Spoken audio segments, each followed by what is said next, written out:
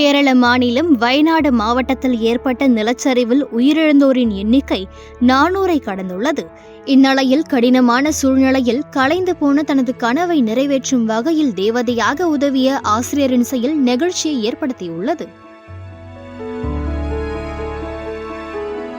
கேரள மாநிலம் வயநாடு மாவட்டத்தில் கடந்த மாதம் 30ஆம் தேதி அதிகாலை கனமழை காரணமாக ஏற்பட்ட நிலச்சரிவில் முண்டக்கை, மேம்பாடி மற்றும் சூரல்மலை உள்ளிட்ட மலை கிராமங்கள் மொத்தமாக உருக்குலைந்தன.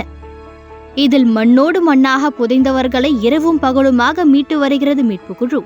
இந்திய ராணுவம், மீட்பு படையினர் மற்றும் தன்னார்வலர்கள் என 1000க்கும் மேற்பட்டோர் மீட்பு பணியில் ஈடுபட்டு வருகின்றனர்.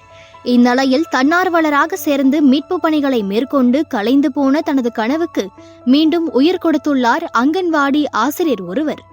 வயநாடு மாவட்டத்தில் உள்ள முப்பையநாடு பஞ்சாயத்தை சேர்ந்தவர்தான் 57 வயதான விஜயகுமாரி. தனது இளம் வயதில் போலீஸ் ஆக வேண்டும் என்று அதற்காக தீவிரமாக முயன்றுள்ளார். ஆனால் செலக்ஷன் லெட்டரை தந்தை கிழித்திருந்ததால் அவரது கனவு கலைந்து போனது.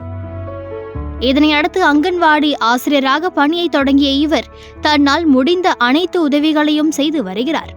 வயநாட்டில் கடந்த 30ஆம் தேதி அதிகாலை நேரத்தில் நிலநடுக்கம் ஏற்பட்டதை அறிந்து எந்த தயக்கமும் இன்றி கொட்டும் மழையில் தனது ஸ்கூட்டரை எடுத்துக்கொண்டு சம்பவ இடத்திற்கு சென்றுள்ளார்.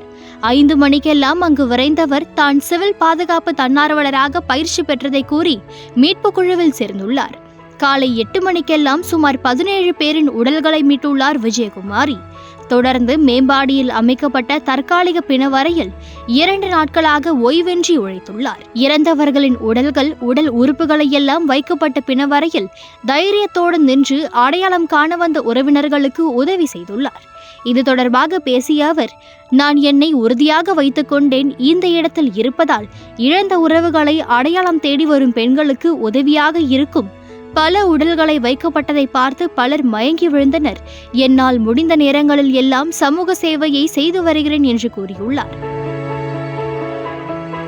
மாவட்ட சட்ட சேவைகள் ஆணையத்தின் தன்னார்வலராக இருக்கும் விஜயகுமாரி நிலச்சரிவால் பாதிக்கப்பட்ட இடத்தில் இருந்த ஒவ்வொரு வீட்டிற்கும் சென்று வந்தவர் என்பது குறிப்பிடத்தக்கது.